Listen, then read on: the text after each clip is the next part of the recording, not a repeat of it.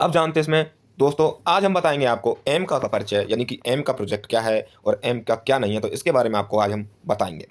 एमका का मतलब है एडवांस मीडियम कॉम्बैट एयरक्राफ्ट। ये भारत का स्वदेशी रूप से विकसित 5वीं पीढ़ी का लड़ाकू विमान है। कौन? एमका दोस्तों। ये भारत का अपना स्वदेशी है और इसे भारतीय एचएएल द्वारा और डीआरडीओ के द्वारा शायद बनाया जा रहा है। एचएएल का इसमें पूरा राइट्स दिए गए हैं, या फिर आने वाले समय में इसे प्राइवेट कंपनियों के साथ भी इसका पार्टिसिपेशन किया जा सकता है, यानी कि बनाने के लिए। इसका डिजाइन स्टील यानी रडार से बच निकलने वाला, जैसे कि अमेरिका का है ना F-35 के, उसको रडार से कोई नहीं पकड़ सकता। इस तरीके से इसको विकसित किया जाएगा कि कितना भी अच्छा उच्च क्वालिटी का रडार हो, लेकिन भारत के जो एडवांस मीडियम कॉम्बैट एयरक्राफ्ट है एम का, उसको कोई पकड़ नहीं पाएगा।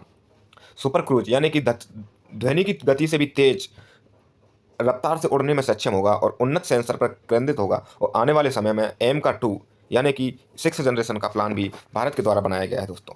आज बताते हैं कि हथियार खाड़ी में आंतरिक ईंधन, जो कि मेन खबर है, आज इसके बारे में हम आपको विस्तार से बताएंगे कि भारत ने एमका में एक ऐसा सिस्टम लगाया है कि हर किसी में एक रिफ्यूलिंग सिस्टम होता है, यानी रिफ्यूलिंग टैंक एक होता है, लेकिन भारत ने एमका में 2 रिफ्यूलिंग टैंक लगाए हैं। वो भी ऐसा जगह पर टैंक लगाया है कि आने वाले समय में अगर किसी भी देश में से आत होता है तो उसको एक एक बम के हिसाब से यूज़ किया जा सकता है।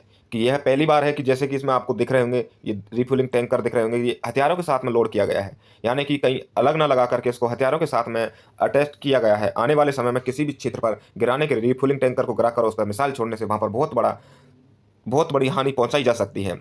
तो आपको बताते हैं क्या है। ये दुनिया का पहला 5वीं पीढ़ी का विमान होगा, यानी भारत का पहला अपना स्वदेशी होगा, जिसके हथियार रखने की जगह में ही ईंधन टैंक होगा। यानी दोस्तों पहला दुनिया का होगा कि जिसमें हथियार रखने वाले स्थान पर ही अपना रिफ्यूलिंग यानी टैंकर होता है, वो वहीं पर रखा जाएगा। इससे विमान की रेंज और उड़ने की क्षमता बढ़ जाएगी। दोस्तों क्या होता है, अगर जैसे ही हम रिफ्यूलिंग टैंकर को नीचे पटक देते हैं तो भारत का ये विमान है या किसी भी देश का विमान है, वो और तेज़ गति से जाता है, क्यों? उसमें वजन होता है, फ्यूल भरा होता है।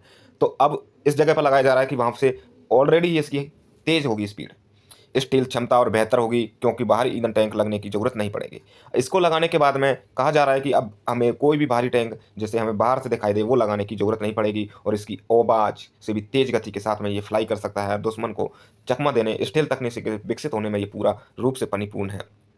अब हम आपको बताते हैं कि भारत की हवाई शक्ति का भविष्य क्या है। एमका के विकास से भारत ने दुनिया के उन चुनिंदा देशों में शामिल कर दिया जाएगा जो 5वीं पीढ़ी के विमानों का डिजाइन और निर्माण करते हैं, जैसे रूस, चाइना, अमेरिका और फ्रांस जैसे देशों में भारत शामिल हो जाएगा। यह मेक इन इंडिया और आत्मनिर्भर भारत की ओर पहला कदम और एक बहुत अच्छा कदम माना जा रहा है, बहुत बड़ा कदम माना जा रहा है, क्योंकि ये भारत का स्वदेशी होगा और ये अपने आप को एक भारत के लिए गर्व का